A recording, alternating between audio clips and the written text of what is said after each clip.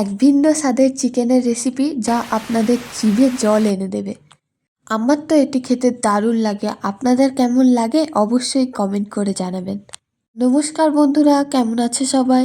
আশা করছি সকলে ভালো আছো আর আমিও খুব ভালো আছি। আজ অনেক দিন পরে আবার ভিডিও শেয়ার করছি। আসলে ভিডিও এডিট বা ভয়েস দেওয়ার কোনোটাই সময় হয়ে উঠছিল না।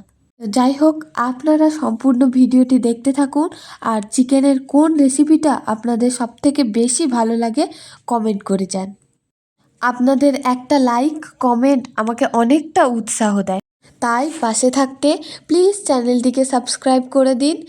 এই প্রথমবার আমি এইভাবে করে মাংস কাটছি, যেটা আমার খুব অসুবিধাও হচ্ছিল আবার ভালোও লাগছিল। তো দেখতেই পাচ্ছেন মাংসের এই গাদার পিসটাকে সরু সরু করে আঙুলের মতো শেপ দিয়ে কেটে নিচ্ছি এবং ভালো করে জল দিয়ে ধুয়ে পরিষ্কার করে নিলাম।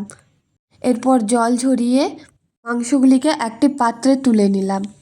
এরপর বেশ কিছুটা পরিমাণ আদা রসুনের বাটা, নুন, লেবু, মিট মশলা, ধনে গুঁড়ো, জিরে গুঁড়ো সব দিয়ে ভালো করে মেখে 1 ঘন্টা রেখে দিলাম।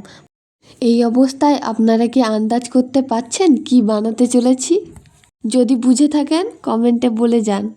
এরপর বেশ কিছুটা পরিমাণ পেঁয়াজ, গাজর, ক্যাপসিকাম, রসুন সব কুচিয়ে নিলাম এবং বেশ কিছুটা পরিমাণ ধনেপাতাও কুচিয়ে নিলাম। 1 ঘন্টা পর ঢাকা খুলে দেখি জল বেরিয়েছে চিকেন থেকে। তো তারই মধ্যে বেশ কিছুটা ময়দা দিয়ে ভালো করে চিকেনগুলোকে মেখে নিলাম এবং কড়াইতে তেলটা ভালো করে গরম করে এক এক করে দিয়ে 10-15 মিনিট ধরে চিকেনের স্ট্রিপগুলোকে ভেজে নিলাম। বেশ কিছুটা সময় ধরে আস্তে আস্তে করে নেড়ে চেড়ে চিকেনগুলোকে ভেজে তুলে রাখবো। ঠিক এইভাবে লাল লাল করে ভাজলে পকোড়ার মতন টেস্ট হবে।